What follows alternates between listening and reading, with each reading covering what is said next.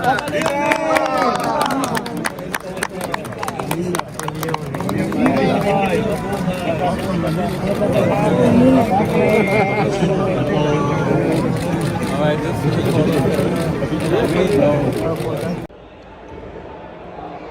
magandang araw po sa inyo.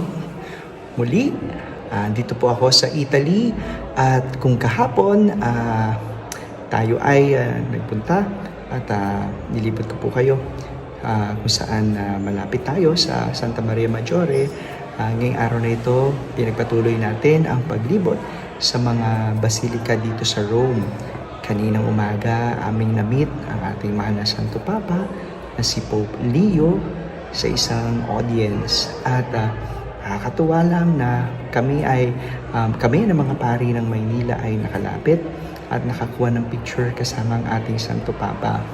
At matapos, syempre, ang audience sa St. Peter's Basilica, nilibot natin ang loob at tayo ay nagpunta rin sa St. Paul outside wall Basilica.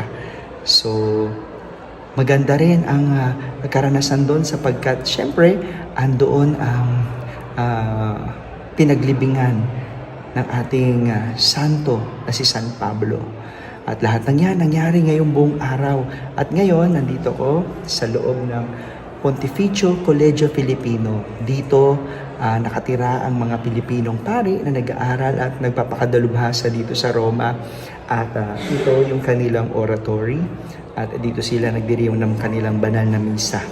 At dito ko rin nais ibahagi ang aking reflection para sa araw na ito. Ang ating ebanghelyo ay tungkol sa tatlong woe ni Jesus.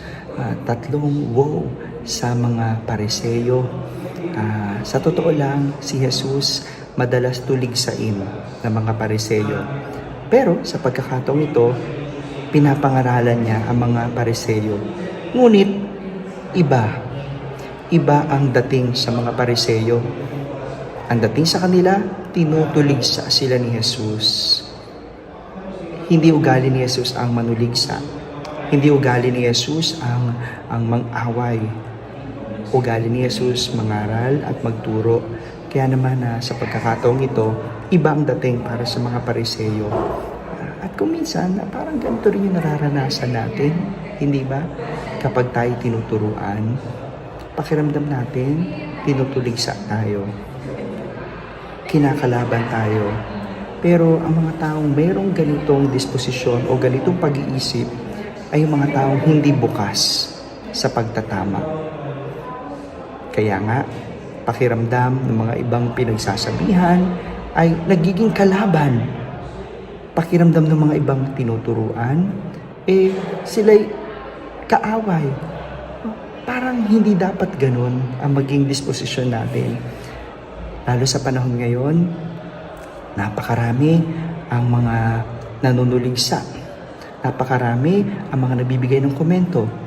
Sa halip na ganun ang maging disposisyon, bakit hindi maging bukas sa mga komento at pagtuturo nang sa ganun maitama ang sarili at maituwid kung ano man ang pagkakamali.